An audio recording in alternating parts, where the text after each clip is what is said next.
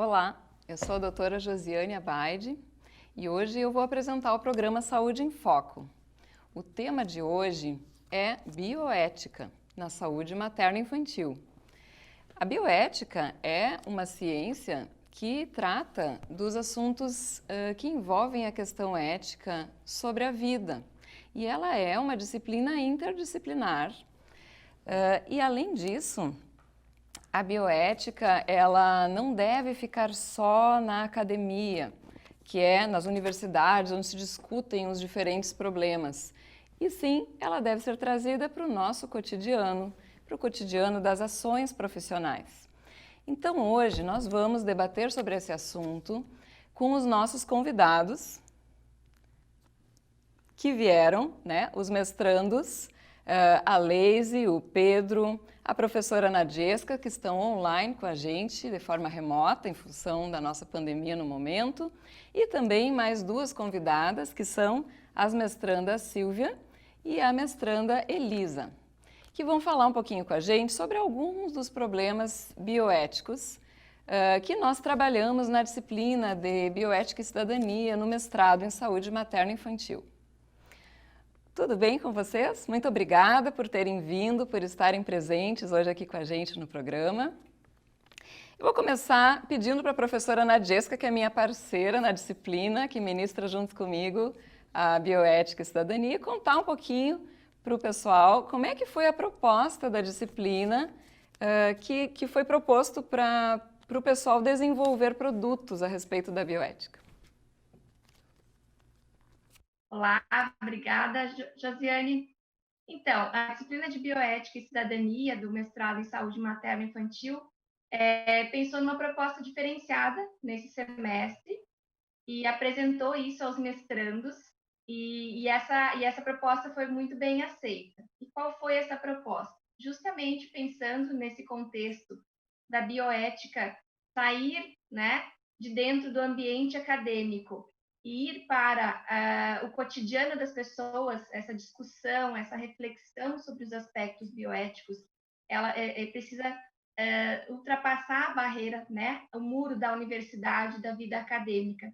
Então, a proposta da disciplina foi exatamente isso: desenvolver produtos, produtos técnicos, que ficou, e essa proposta ficou em aberto, cada grupo escolheu a sua forma de representação desses temas relacionados à bioética, e para que a gente pudesse extrapolar esse muro, para que a gente pudesse levar essa discussão, levar essa reflexão bioética relacionada aos assuntos da saúde materno-infantil, mas que pode se expandir para qualquer assunto da vida cotidiana, para as pessoas, para as pessoas que estão no seu ambiente de trabalho, para as pessoas que estão no seu ambiente familiar. Porque a bioética, como a professora Josiane falou, é algo que perpassa por todos os aspectos da nossa vida.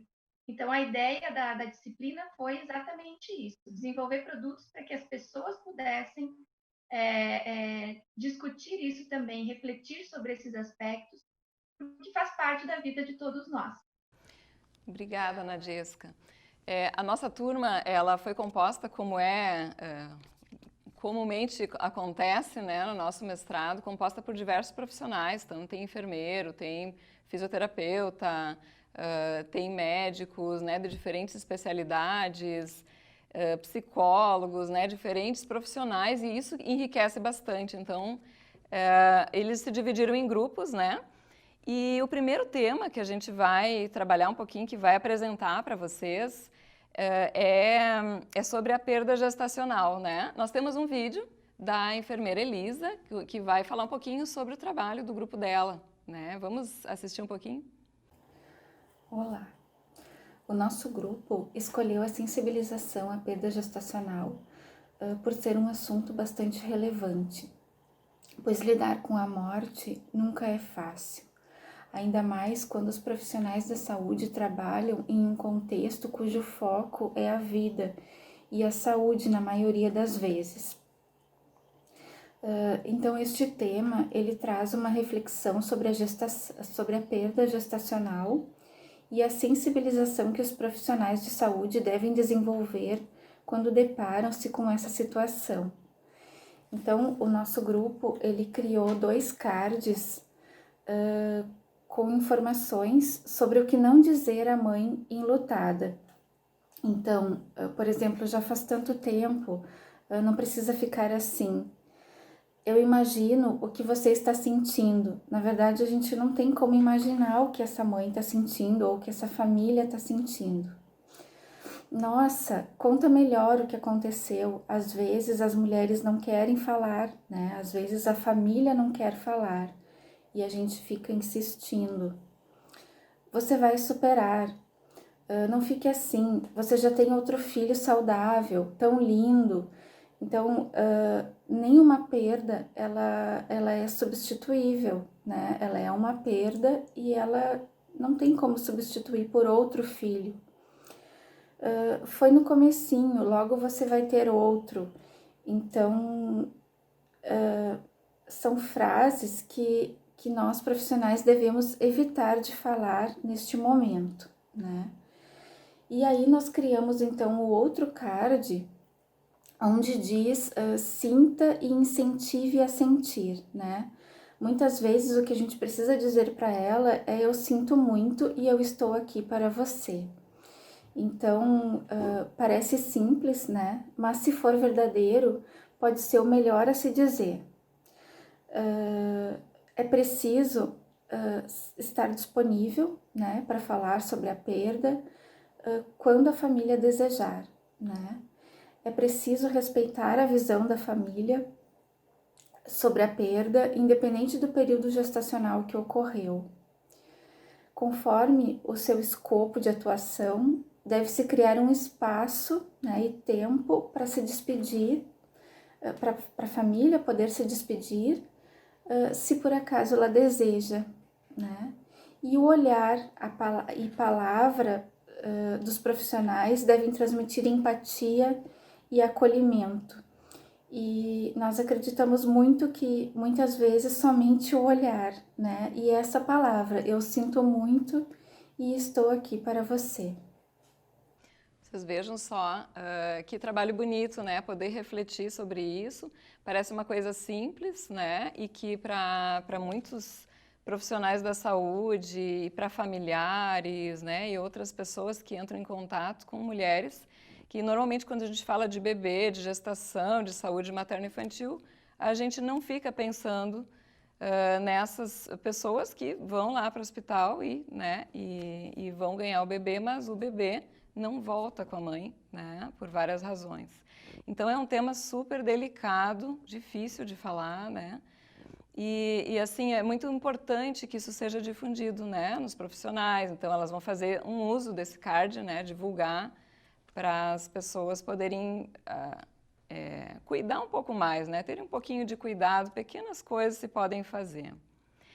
E a respeito de outro tema, o tema do transplante, na área da infância e adolescência, eu queria convidar o Pedro um pouquinho para falar, Pedro, o que foi mais desafiador no desenvolvimento do produto de vocês. Conta um pouquinho para nós.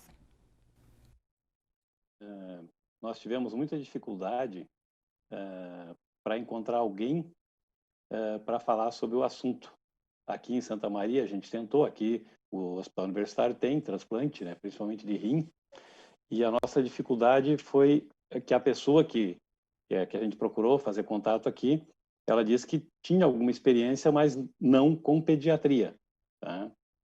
E então ela indicou uma profissional de Porto Alegre, que é a doutora Fernanda Paiva Bonov, que é responsável, coordenadora da Organização de Procura de Órgãos da Santa Casa de Misericórdia. E ela se colocou, devido a esses problemas da pandemia, como que a gente ia fazer a entrevista. Então se combinou com ela a dificuldade de horário dela de fazer uma entrevista, então a gente pediu um depoimento. A gente encaminhou 7 questões para ela, e a partir das respostas dela, aí ela fez um vídeo, tá? E a nossa ideia é colocar esse vídeo na internet, porque é um assunto que tem pouca discussão, que seria transplante de órgão em criança, que é considerado um evento raro, né? e a doação de órgão em criança, o diagnóstico de morte e a concordância da captação de órgão. Isso, o nosso grupo nós éramos em 3 intensivistas pediátricos e uma enfermeira que trabalha na UTI pediátrica. E esse assunto não se tinha uma discussão. E a doutora fez um depoimento, assim, na nossa opinião, bem assim, curto, mas bem esclarecedor, tá? E isso a ideia é disponibilizar, inclusive para médicos, para quem atua em pediatria, porque é uma coisa recente. Eu vi, agora, dando uma revisada, em 2019, no 39º Congresso de Pediatria, foi a primeira vez que esse assunto foi abordado. E teve um workshop sobre transplante de órgão pediátrico, então com vários profissionais relacionados. Então, é uma coisa recente e importante. Não pela frequência, porque o transplante pediátrico ele é relativamente raro, ele é em torno de, eu não tenho certeza se é 10%, mais ou menos, dos transplantes gerais, 10 a 20%, tá? Mas que a questão ética envolve daí a mãe, o sofrimento, o próprio sofrimento da equipe que atende aquela criança, de fazer o diagnóstico e de contactar a captação de órgão. E a principal dificuldade de conseguir executar esse transplante, qual que seria, Pedro? Pelo que vocês conseguiram fazer o levantamento com o vídeo de vocês. Uhum. Primeiro, essa dificuldade, então, assim, que eu citei, da equipe, tá? Contactar a doação da mãe, né? Também, que é uma coisa importante, assim, da família, autorizar.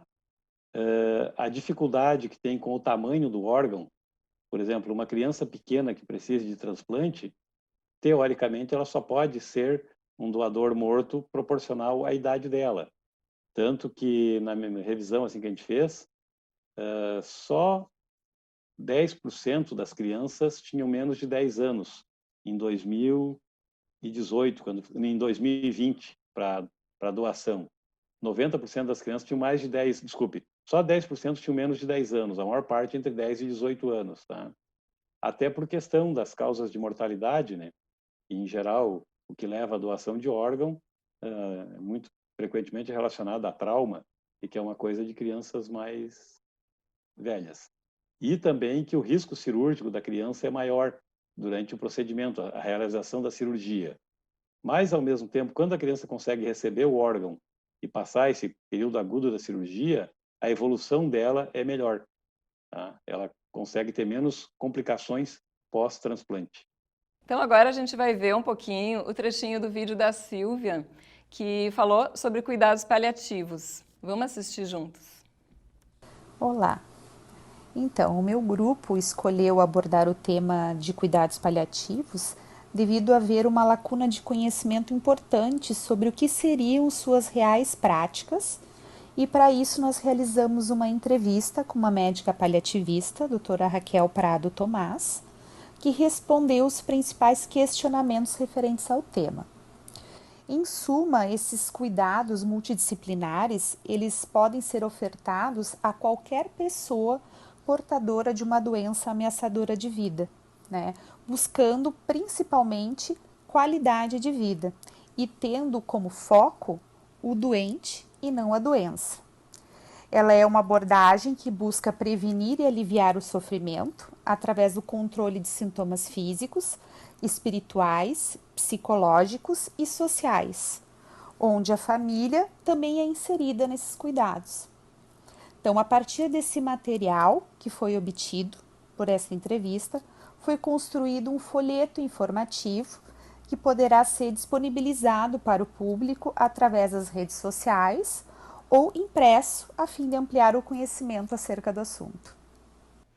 Olha só, e cuidados paliativos, no senso comum, em geral, a gente chama só para quando não tem mais jeito, o paciente já é terminal, né? Em geral, se tem essa ideia. E aí, tanto no trabalho da Silvia, né, do grupo da Silvia, quanto no trabalho da Lazy, o que vocês descobriram de diferente? Quando que se pode usar, então, cuidados paliativos, Lazy? Conta um pouquinho pra gente. Olá, bom dia. Agradeço o convite, professoras, para a gente poder falar um pouquinho sobre esse tema. que ainda é tão pouco conhecido e pouco infundido, né, na nossa prática assistencial. Tanto que, segundo a Organização Mundial da Saúde, apenas 14% das pessoas no mundo recebem esse tipo de atenção. E se a gente for pensar nesse dado, o quanto isso é pequeno e o quanto isso muitas vezes deixa de gerar um conforto, né, uma morte mais digna para esse paciente. E bem como a Silvia colocou, cuidado paliativo, ele não envolve só apenas o cuidado ao paciente propriamente dito. A família tem que ser inserida nesse cuidado, fazendo parte de todo esse processo. E outro fator importante é a questão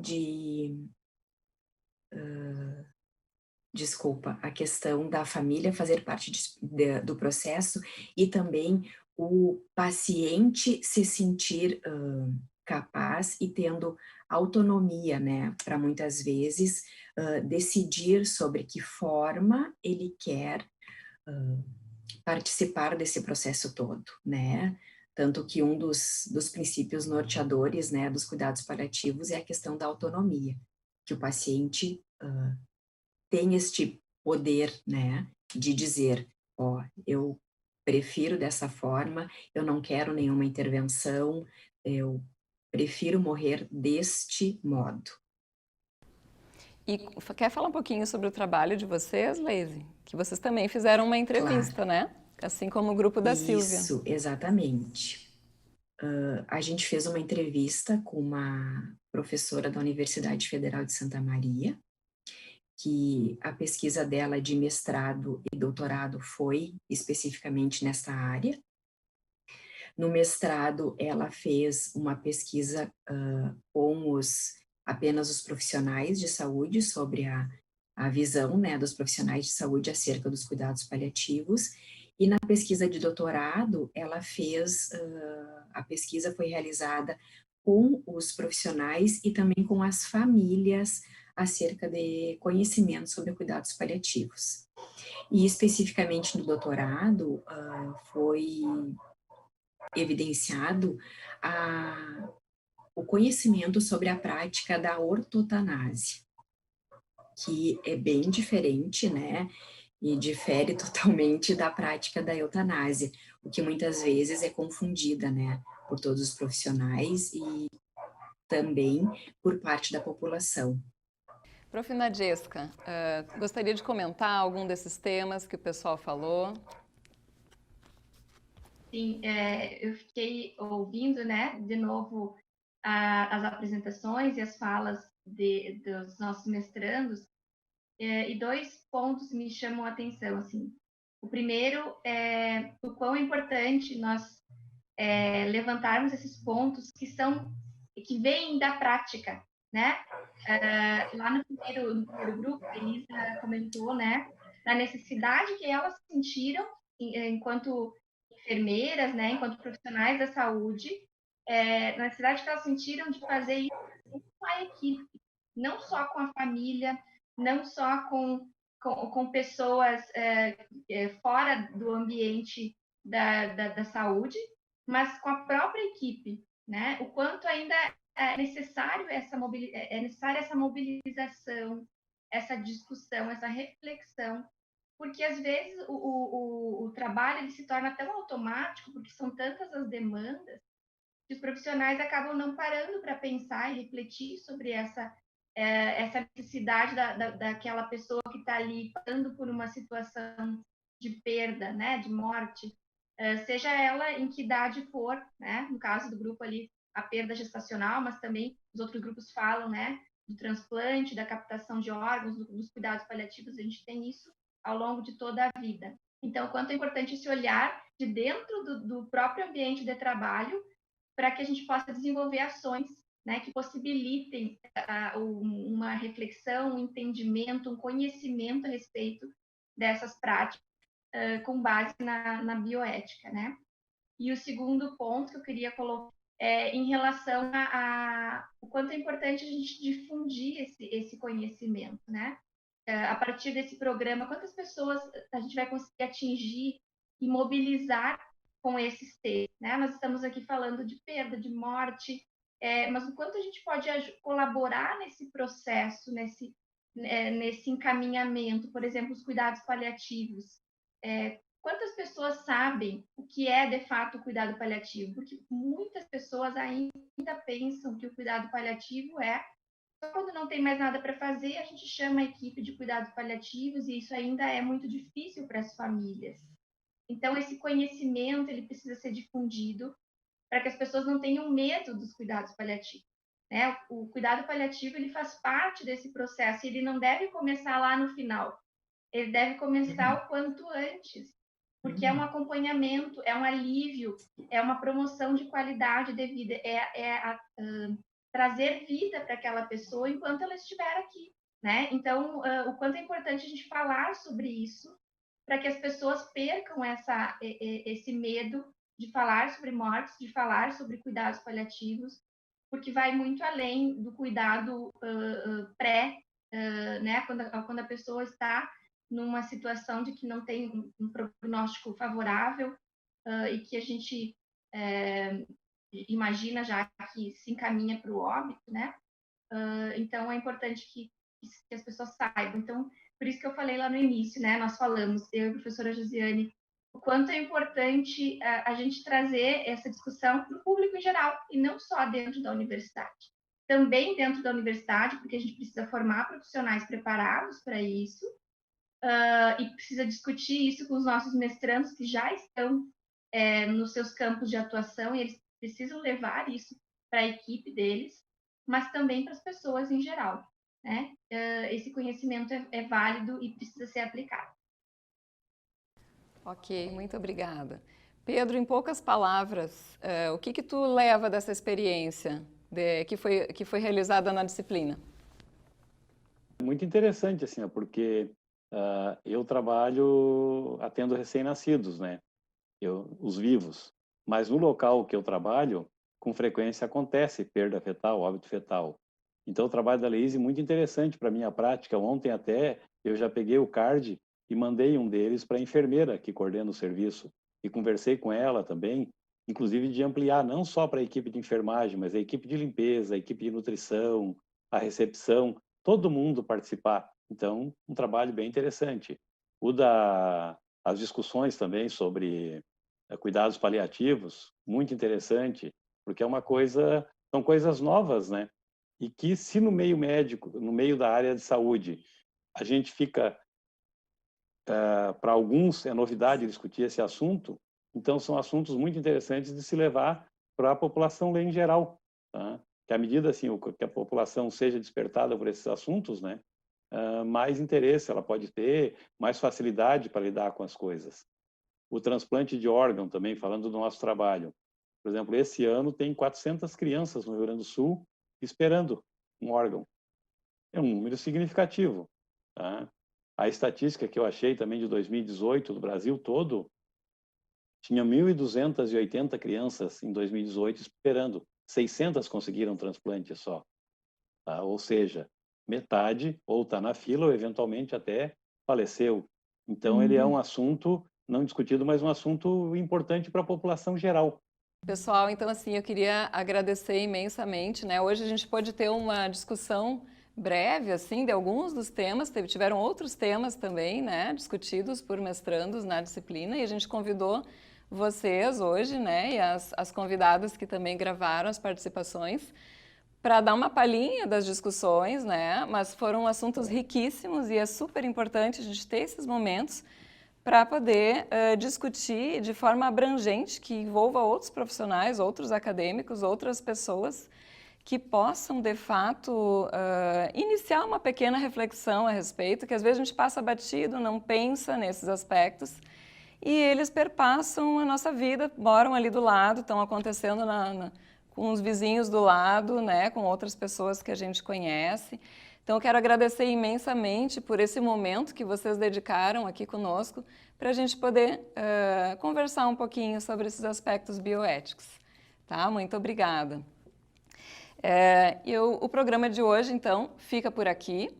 E o programa Saúde em Foco, ele passa no canal 15 da NET e também pode ser revisto no canal da UFN TV no YouTube. Obrigada.